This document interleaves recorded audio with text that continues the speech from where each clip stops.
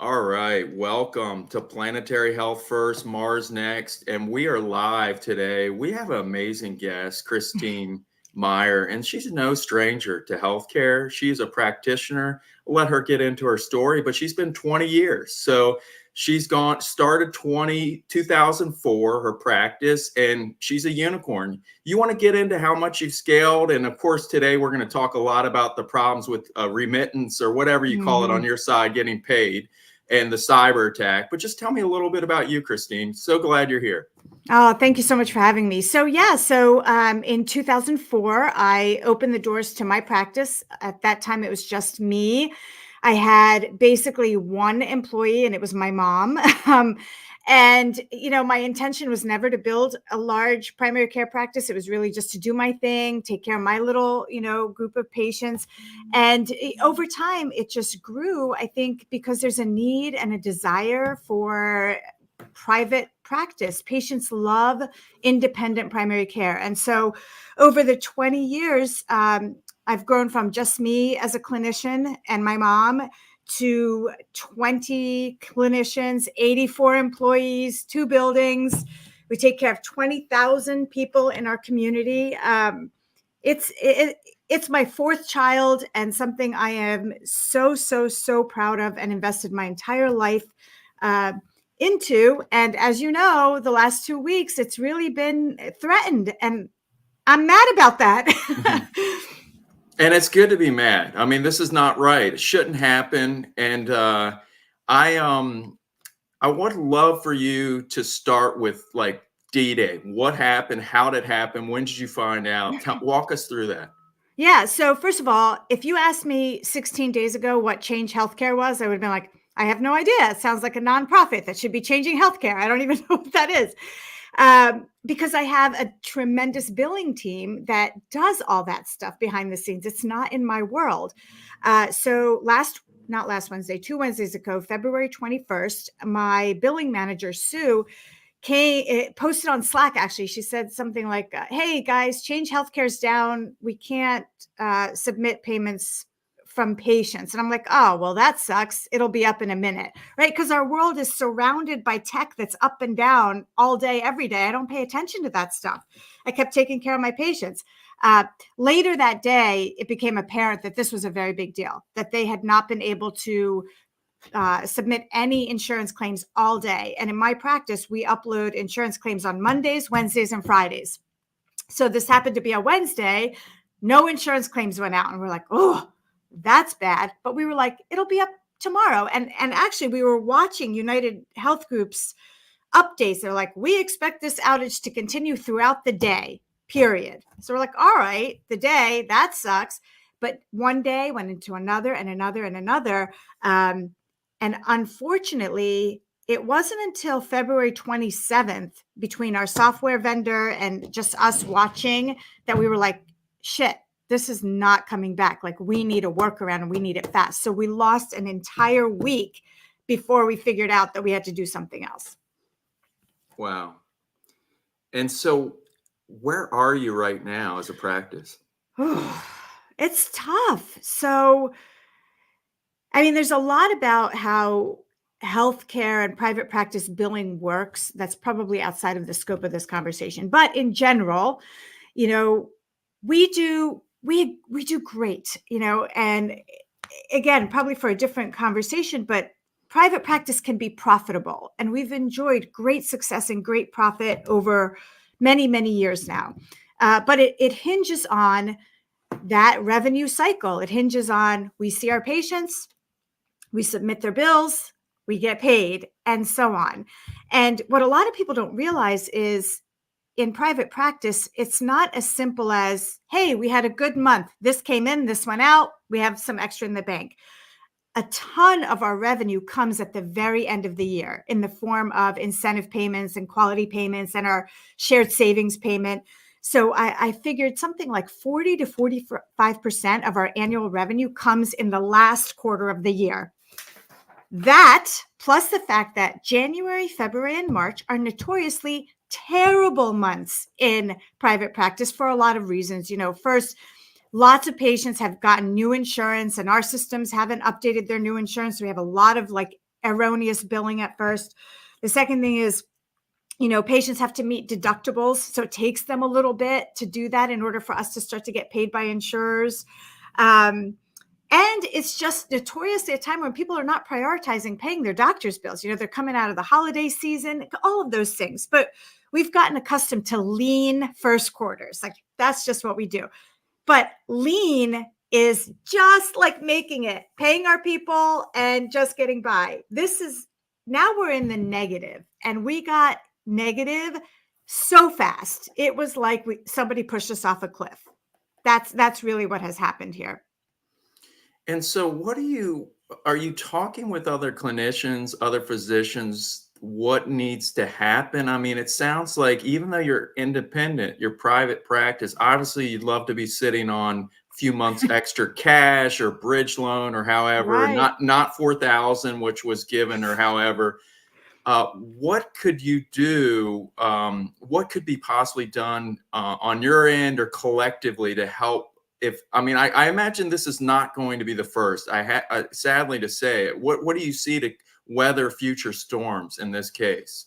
Yeah. Well, so listen, we've uncovered errors in this situation. One is we've been using a very small local software company, a vendor that uses Change Healthcare, right? And they're also our hardware support. And it's been this amazing relationship. Like, we have a guy, his name is John, and John comes over and he fixes stuff, but because it's such a small local company, they didn't have redundancy built into their system. So it was Change Healthcare or nothing. So that was mistake number one. I don't necessarily blame us. We have trusted them since the day we opened. And to be truthful, for 20 years, we've not had a single problem with our claim submission. So I have no reason to doubt, but clearly we're going to build some redundancies in now. The other thing is about cash. So like I said, we've enjoyed tremendous profitability, but because of the way our practice is structured as a corporation, like, it is a tremendous tax liability for us to sit on a pile of money. So at the end of every year, whatever's in the bank gets taken out and we pay taxes on it. That probably has to change. Like, we probably need to leave a larger cushion within the business, because right now with the cash I have in the bank right now, I could support our practice for maybe a month. Mm-hmm. And then we're going to be in trouble. Mm-hmm. So what I'm looking at is, like you said, lines of credit, bridge loans. I am looking at all of my personal cash options, the equity in our home, wherever we can pool money, depending on how long this drags out, to just kind of keep us afloat until things turn around. Yeah. Well, I would hope that you can protect your personal assets. I mean, that's not the case this is a business, it's an operation. That's one good thing in America. They do have some really good corporate tax structures to protect that. So I would not think that, but you have to do what you have to do. Yeah. What would you like to say today while you're here? I mean, you did some amazing posts. You're really getting the word out there. And that's how I found you. Someone was like, man, you got to have this doctor on, Dr. Christine Meyer. And I really appreciate you being willing and open to this. Yeah. I mean, I think a couple things have to happen. And I am not a cybersecurity expert, and I'm not a, giant corporation expert by any means. I can just tell you from where I sit how this feels. We need emergency funding, and we need it now. The way I see it, United Health Group profited $200 billion last year. $200 billion was their take home. They can do better than this teeny tiny fraction that they're offering all of us in private practice that lost their ability to submit claims. I know another very small physical therapy practice that's getting $250 a week from them against, something like $4,000 in charges. It's just absurd. So they could do better. They could easily have made this financial assistance something very real and tangible, which is what we expected it to be.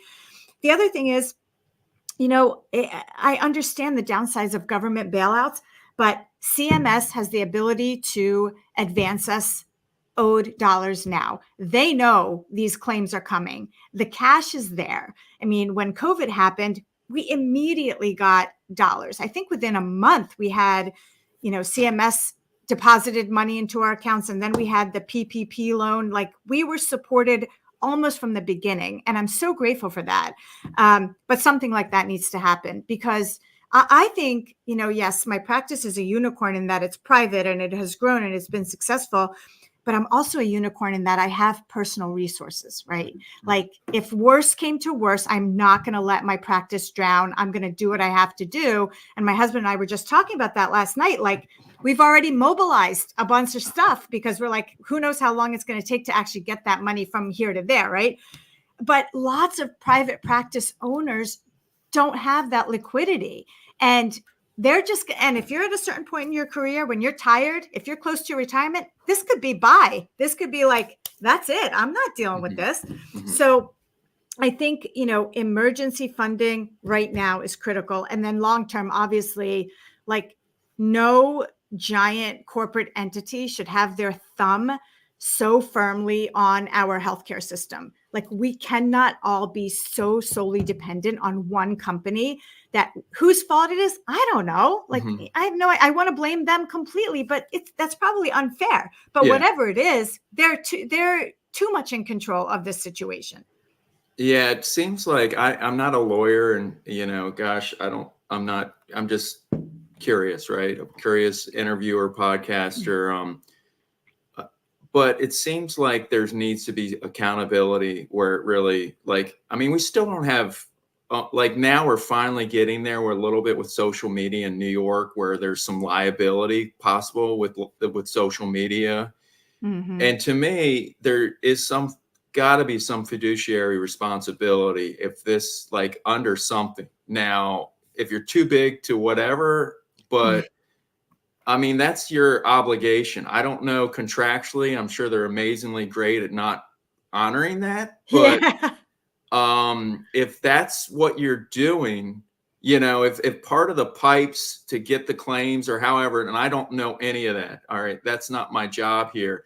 But it seems like somewhere there's got to be some lawsuits or there's got to be something that's done about to put systems in place or some sort of regulatory. But what do you see, from what this happened? What could be something positive to move with cyber? Because that's the joke too. $22 million in Bitcoin paid to whatever this black cat. Come on, this is where we are today. I know. That's another way to get paid as a healthcare provider, right? Or for healthcare, just to start extorting giant companies. Like, that's where the dollars are. It's insanity. Yeah. I think, first of all, I think we all could be more acutely aware of cybersecurity. Like, this opened my eyes to our vulnerabilities within a practice, because the other thing that you and I haven't talked about yet is, 8 terabytes of protected health information that was stolen. That is terrifying. In fact, this morning, my mom, who's 78 years old, she texted me a picture of an EOB that she got from her Medicare. And it was like something like urinary catheter supplies, $1,960. My mom doesn't have a catheter. And, she was like, I don't think this is for me. Do you think this is a mistake? Yes. And we just learned about this. There was a massive fraud case that was just uncovered where these entities were just fraudulently billing Medicare for urinary catheter supplies. $2 billion with a B dollars worth of catheter supplies. And here's the pathetic thing. On an average, time period, I think it was over 2 years, Medicare maybe would pay $150 million in those sort of supplies, right? All of a sudden it skyrockets to $2 billion. CMS doesn't blink an eye, right? They just keep paying the claims until the National Association of ACOs gets involved and says, hey, there's something wrong here. The media gets a hold of it and says, hey, there's something wrong here. So, this happened today. This was uncovered weeks ago. Today, my mom gets this EOB that somebody's trying to bill her insurance $2,000 for urinary supplies. The system is broken when it comes to protected health information and the downside that can come of it. Can you imagine an elderly person who gets a bill, who thinks like, yeah, I need to pay this bill. Like, I don't know. It looks like something my doctor would have ordered. Like, It is a catastrophic problem. So the PHI piece, I think, is something we all need to be more acutely aware of, from no matter if you're a small practice like mine or a giant corporate entity. And the other thing I think we have to talk about, Michael, is the impact on patient care today. Yeah. We talked a lot about my personal financial situation, and to me, it's everything, because I can't do anything if my cash flow dries up. But there's a much, much, much bigger price here, and that's what's going to happen to these patients. Yeah. So I've heard buckets and little points where some rural hospital, I mean, there's different, records not being accessed. I mean, there's just nothing to this for whatever 8 terabytes of data with this one. But cyber attacks, I could imagine, we keep on hearing it. Like, it's probably on average month after month there's a new, and whether it's just actual patient care where they don't even have the information to make the decision to take care of patients. So let's talk about that, like how that really at a granular level impacts patients' care and their safety, patient safety. Yeah. So I mean, this cyber attack, one of the things that was immediately reported on was the impact on pharmacies and the ability of patients to get their medicines, right? And this is a very, very clear scenario. So, one of our patients showed up at the pharmacy to pick up a prescription.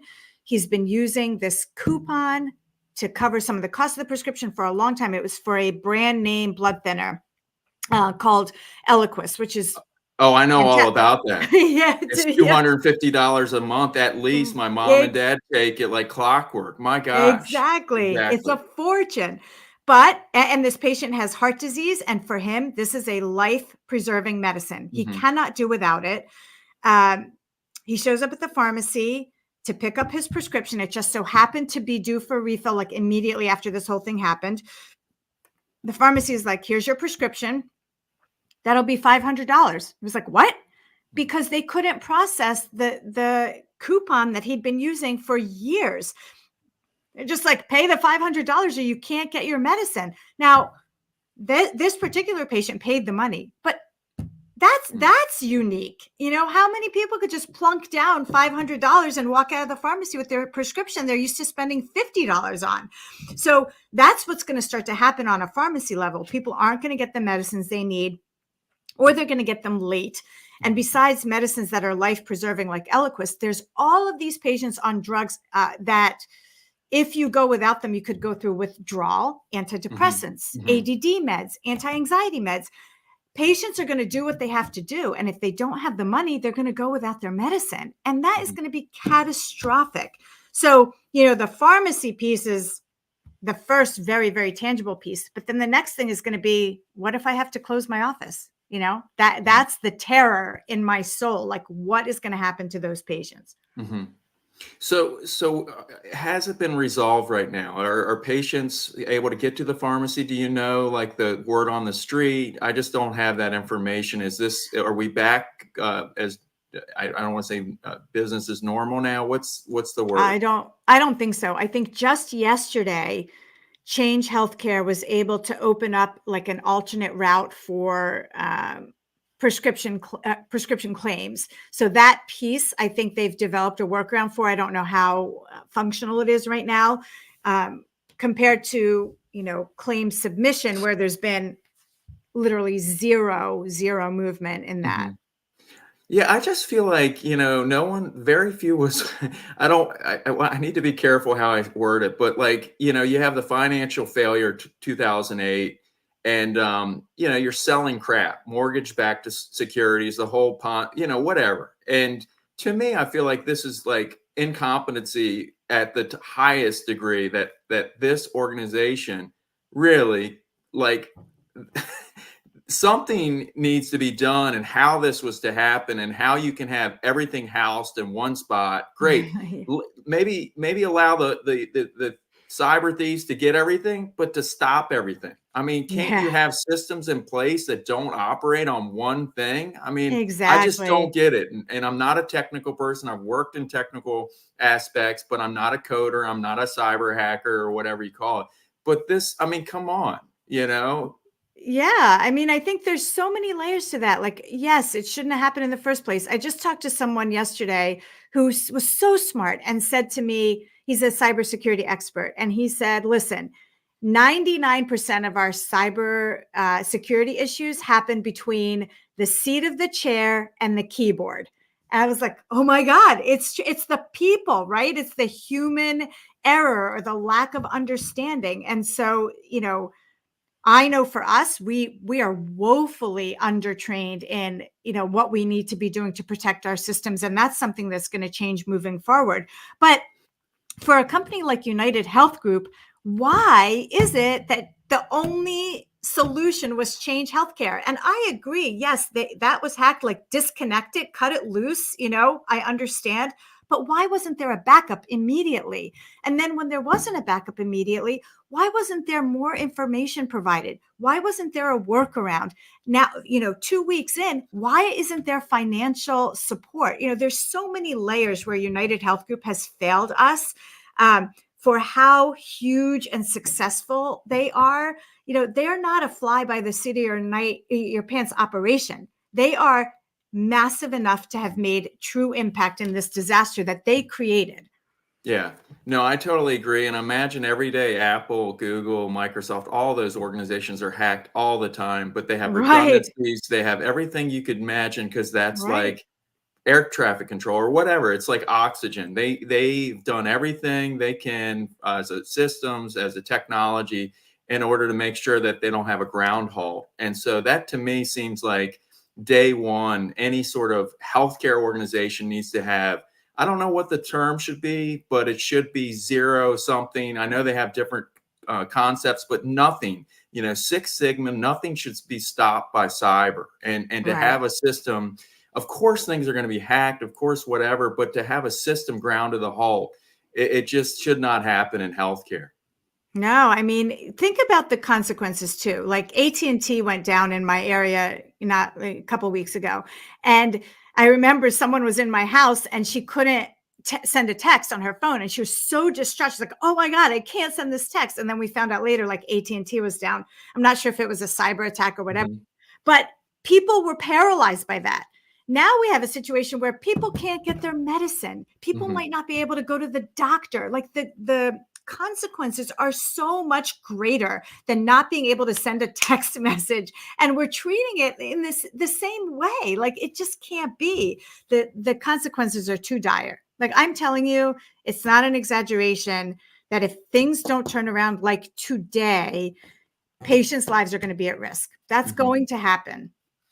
Yeah, well, tell me a little bit about you and your practice, and I'd love to know more. I think that's such a great story too. Yeah, You thank you. started at 2004. You're an Hmm. entrepreneur, so that should be Yeah. highlighted. Not only you're a physician, you're a clinician, but you're an entrepreneur, successful, and you have several. I mean, you have many families that depend on you. And tell me where this vision is. Are you looking to do it for 10 more years? What's your grand plan? Yeah, listen, I love being a doctor. It's all I know. I was telling someone that I'm not good at anything else, and they're like, "Well, you have a little bit of a business sense, maybe so." Um, but medicine is my passion, and taking care of people is my passion, and I see my role as a public servant, which is why we're going to keep doing every possible thing we can do, whether our business stops or not. But I believe that my business is successful because I've had this one thing that I've never ever let go of, and that is we have to keep the patient at the center of our universe, whatever is happening from a business standpoint.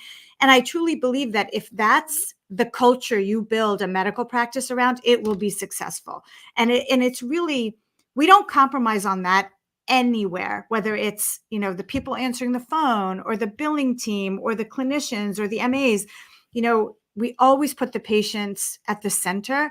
So expanded hours, unheard of access, just a attitude of we are here for you. And I think every doctor wakes up in the morning wanting to be there for their patients, but the culture around the doctor often doesn't reflect that. Yeah. There's strain and there's pressure and the phone's ringing off the hook, and it's just hard to have that stay the focus. And we've had our times where it's been really hard and we have struggled, but we always go back to that. Like, it is about the patient first. Yeah, so I like I'm hearing the customer delight, the patient delight, really trying to do what's right. And as a founder, CEO, call it whatever you want. This is your baby. This is how Yeah. you want to lead it. And I'm curious, because healthcare is such a mess, and I'm speaking more just as not just a family caregiver with my mom who's 85, my dad who's 91.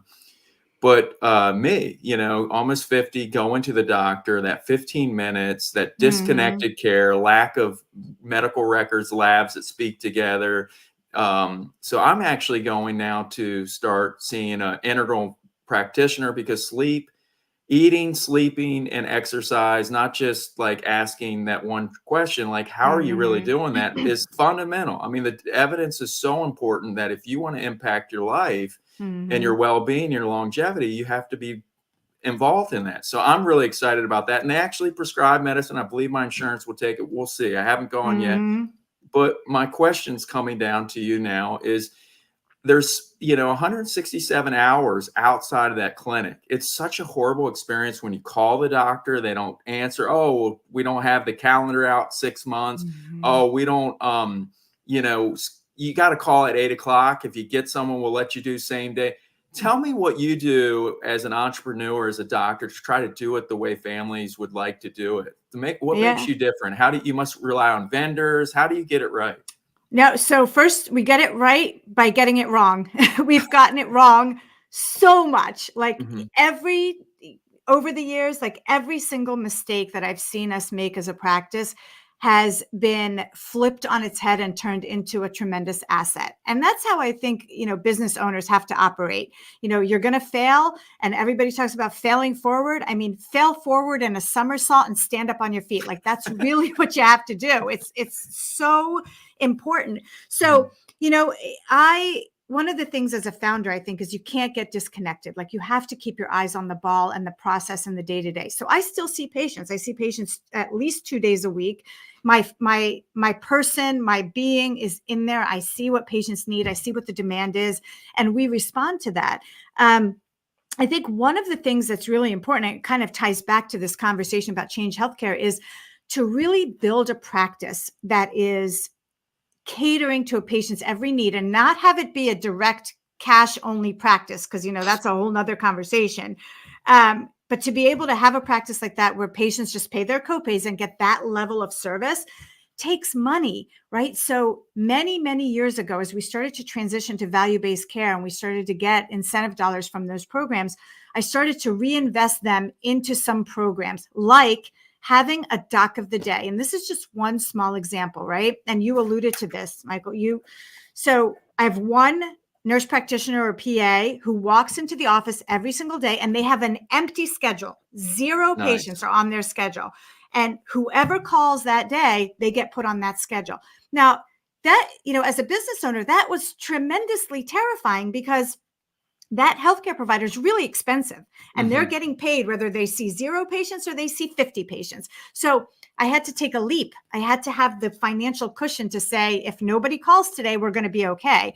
Fortunately, that almost never happens. That schedule is always full. But in order to provide that same day availability to patients, we had to invest dollars. So, it takes that too. It takes having a little bit of vision and being willing to take less money home in order to build programs for your patients that are going to improve their access. Hmm. I saw your website. It's nothing like fancy, but it gets the job done. It's personal, it's inviting, but it has everything you need to say, man, that looks like a practice that's good. Yeah. And you have some pretty impressive metrics on the value based. I mean, you're up there in the tier. And that's all when I saw it next to your photo shot, I was like, hey, this is a really, I like that you put yourself out there. Like, this is your practice. And, I know you talk to 10 people, they're going to say, oh, you need to look more corporate. Oh, you need to, don't put but when you put the data at the bottom with the metrics that you're hitting, you're running circles around any other primary care practice group, correct? I mean, you're in the highest quintile. I mean, you're delivering impactful, you know, across the board, correct? Yeah. So I think you're probably referring to my consulting website. So I do value-based care consulting Okay. in All right. addition to my practice. That's the website you probably saw if you went through the LinkedIn profile. But I also do have a practice website, which is, I'm so proud of that website because it has a picture of every one of our clinicians and all of our team leaders. And I think that's really important too. I think when people are quote unquote shopping for a doctor, they need to see people. They need to not just see like, here are my hours and blah, blah, blah. They need to see who we are. They need to see our faces and read our bios. And, you know, we have all of that on the website. But I also think, you know, succeeding in value-based care has two pieces to it. There's the back-facing piece, which is what it does for our finances as a practice, what it does for population health, what it does to reduce healthcare spend, like all of that. And then there's the forward-facing piece of value-based care. If you're a patient and you see like, whoa, my doctor's practice was in the top 2% of, you know, Independence Blue Cross's performing practices, you're like, they're probably pretty good. They might not understand the metrics that are measured or, you know, what we did to get there, but that is a accolade that patients appreciate. So I think it's almost like having two different personalities, you know, the value-based care personality, which is so important for the longevity of healthcare in our country and for the wellness of people. And then there's the very personal, like, you know, this is what a patient sees. This is what a patient needs. And we can deliver on both of those. It just takes a lot of work and planning and a great team. Yeah. So are is with the value-based, are you enrolled in like the ACO REACH or any of these programs? And if so, it seems like a lot of those are led by PE or VC, and they want to totally like, sounds like own your practice. I mean, what's your thought on that? No. So first of all, the ACO that I am affiliated with is Aledade. It's a national ACO. And I'm going to just take this moment to really, really plug Aledade.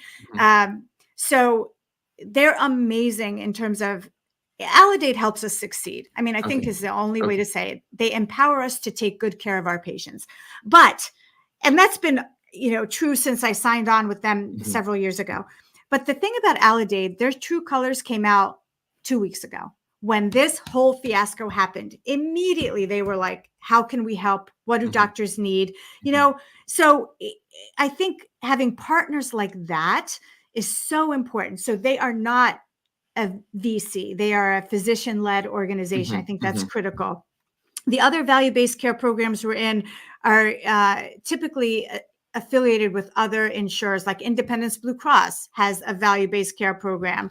Aetna has a value-based care program. So we basically have, you know, some of our patients we see fee for service, but we're also in these other programs that reimburse us based on the quality of care we provide.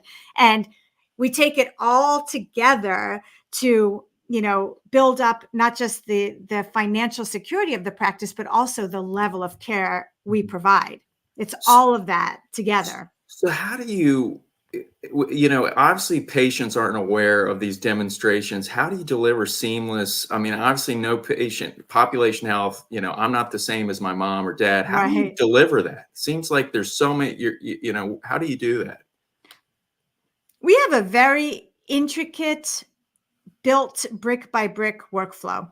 And it really comes down to, it's actually much more simple than you think. It's, we need data, you know, who are our patients? What do they need? What are they getting? What are they missing? We need that data and we need easy access to it, right?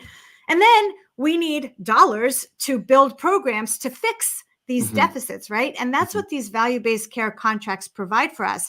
What our patients see is, if I see a patient because they're sick, whatever, they have sinusitis, in my face, because of all of these programs and things that we've built, I also see that, yeah, they're here for sinusitis, but this is a 52-year-old who's never gotten a colonoscopy.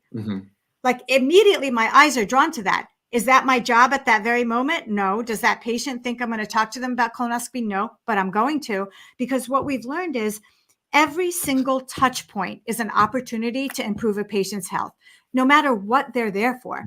And so that's how we succeed, is we take each patient as a whole, head to toe, whatever they're there in the office for.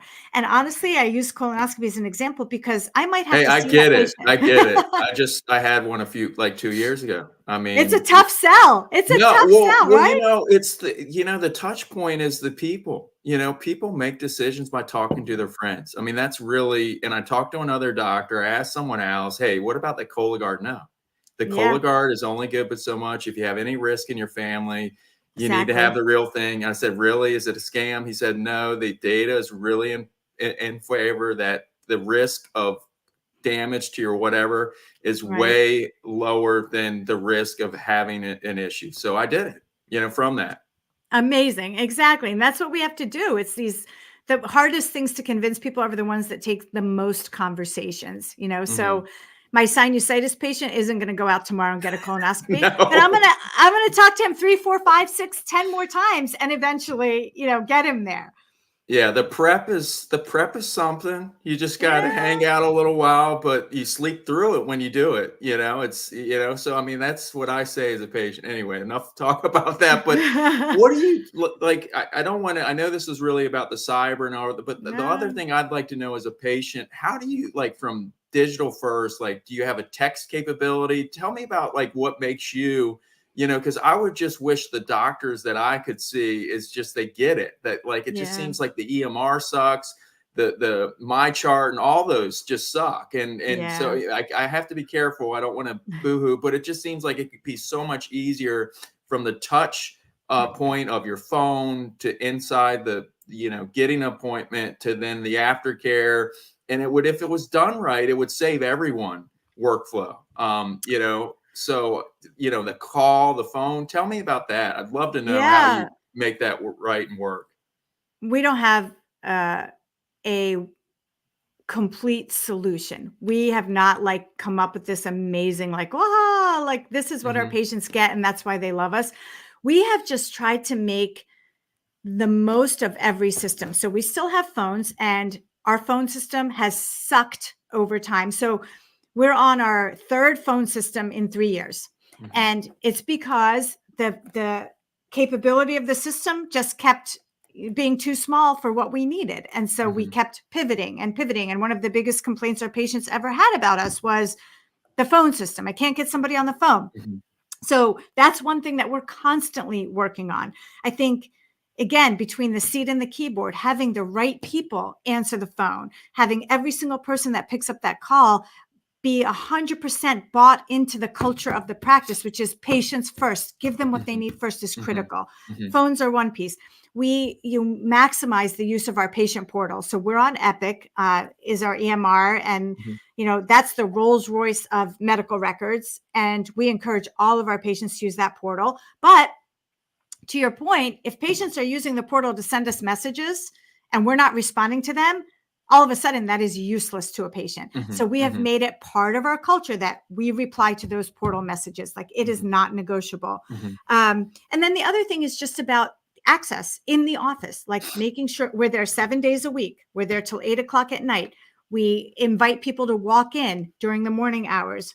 We offer those same day sick appointments. So, it's not one solution for the patient to feel they're getting this good experience. It is optimizing every single one of those pieces and honestly getting it wrong. We got it wrong 100 times mhm. probably before we got it right. Yeah, I love your approach and your like the one thing I've come to realize, because I guess by default I'm kind of a startup entrepreneur too. Now making money is another thing. It's like Yeah, how you right. do that is another thing.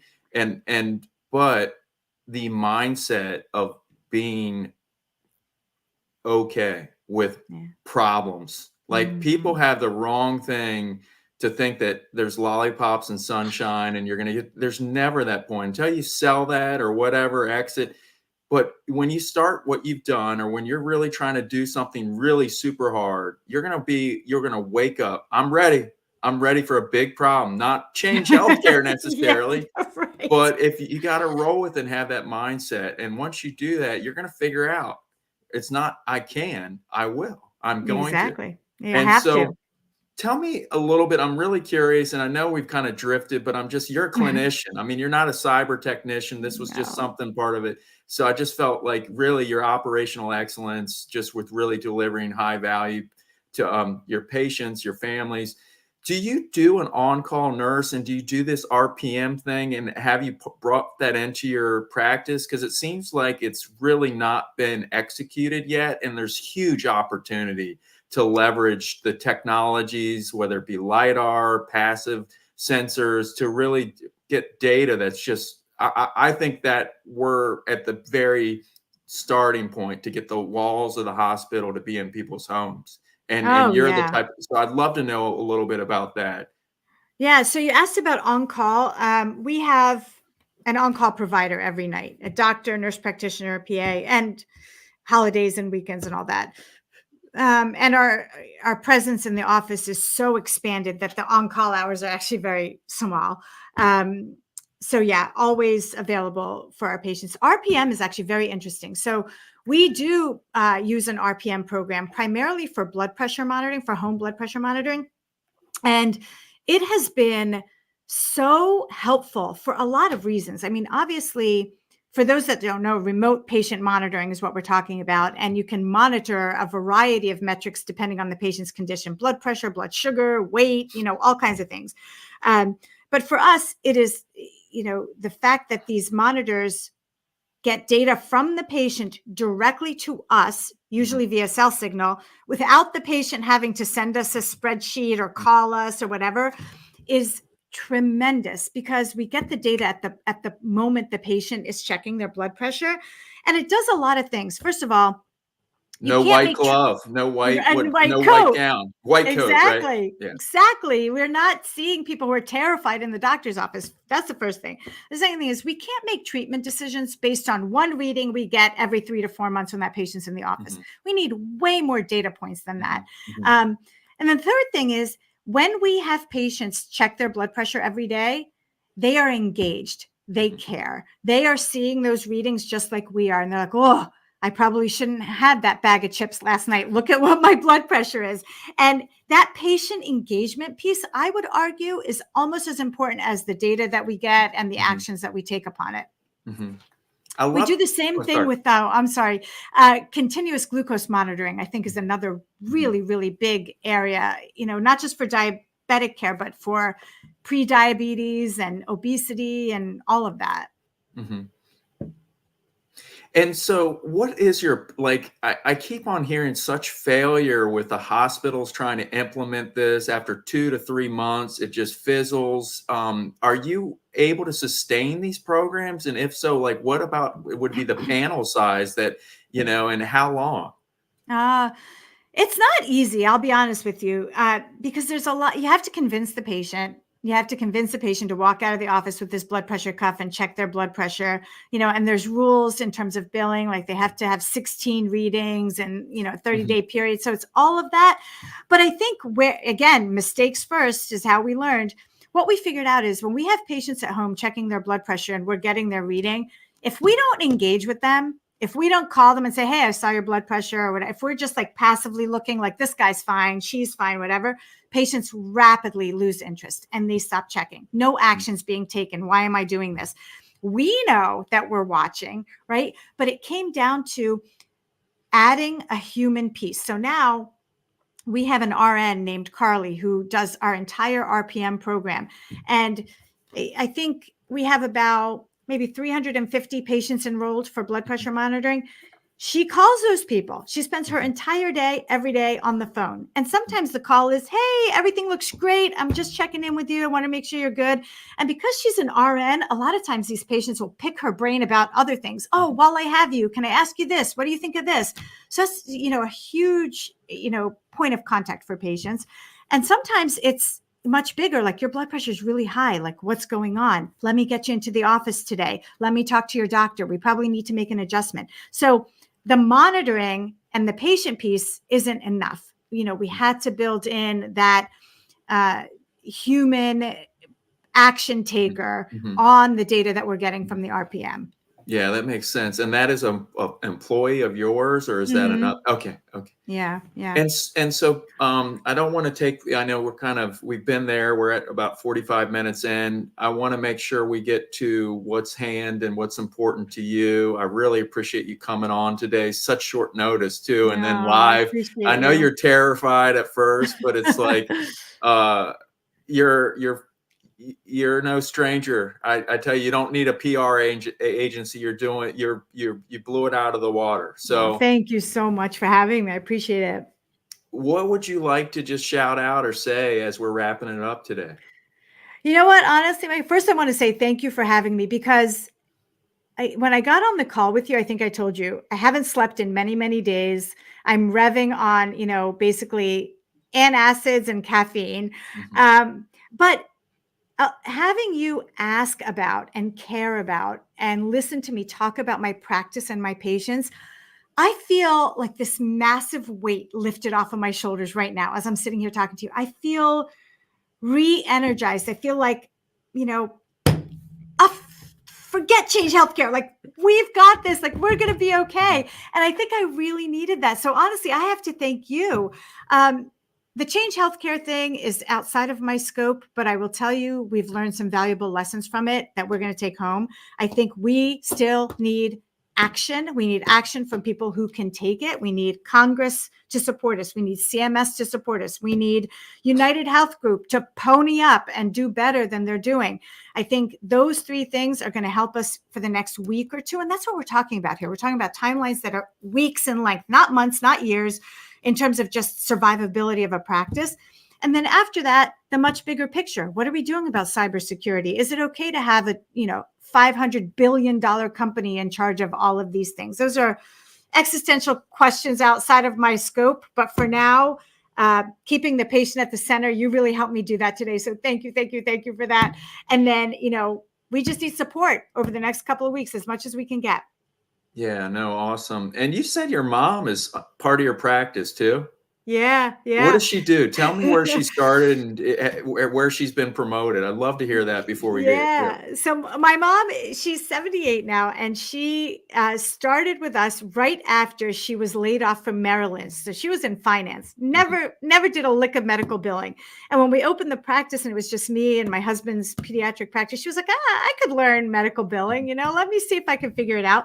And it's so funny. She said, I'm going to help you guys for 6 months and then I'm out. So figure it out, right? Here we are like 20 years later, and she is still, Mm. she comes to work 2 days a week. She works from home the other days. She's a force. And Mm. honestly, like, this is so corny to say, but having my mom have my back, it's like when you're sick, no matter how old you are, all you want is your mom. Like, my mom always is there for me and for Yeah. our patients and for my team. And she is just the most amazing human in the world. I think that that's been a massive, massive factor in our success, having someone like her who really cares and shows up every day with that attitude. Yeah, I think it's also more than that. I think it's the legacy too. It's like the intergenerational exchange Oh, of yes. family values, pride, and it's you just don't see it. I mean, my Nope. dad's practice is dwindling. He was still working. I don't want to say almost 80 something, but Wow. he was one of the rare that had a doctor's bag, carried it, but there wasn't Oh, a spot and a place. But I tell you, so that's a really fortunate thing that you were able to bring and have your mom on, and still to this day, I think that's part of the American dream, is to be a yeah. part of something, and not just a restaurant. You No, see it a lot of right. restaurants, but even so cool that you were able to do that in your practice. And 79 too, longevity. I think Yeah. that's a whole nother story too. People do a lot better when they have a purpose and they're helping you. So, Oh, and absolutely. yeah, this has been awesome, Christine Meyer and Dr. Meyer. We really appreciate you coming on Thank you today on so Planetary Health. much. Thank you so much. It's been my absolute pleasure. Thank you for sharing this really important story. Absolutely. Until next time, friends, thank you for the journey today on Planetary Health First, Mars Next. Peace out and have a safe journey.